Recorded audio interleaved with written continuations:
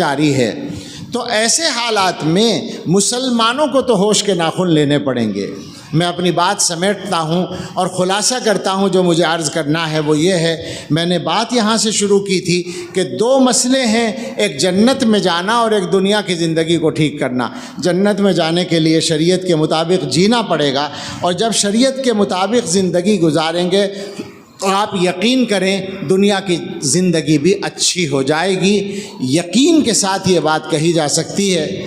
اب ربیع الاول کا مہینہ آ رہا ہے، سیرت کے جلسے ہوں گے اور بہت سارے جلسے ہوں گے، اور جلسے ہو کے خوشیاں منا کے پھر وہ گزر جائے گا ہر سال کی طرح، اور مسلمانوں کے حالات ویسے کے ویسے ہی رہیں گے۔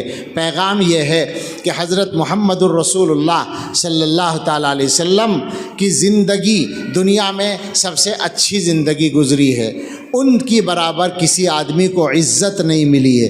مسلمانوں کو اگر اپنے حالات کو ٹھیک کرنا ہے، ایک ہی راستہ ہے، ان کا راستہ اختیار کریں جو سنت کا راستہ ہے، مگر وہ راستہ ملے گا دین سیکھنے سے، وہ راستہ ملے گا علماء سے تعلق رکھنے سے، وہ راستہ ملے گا اپنے مدرسوں کو مضبوط کرنے سے۔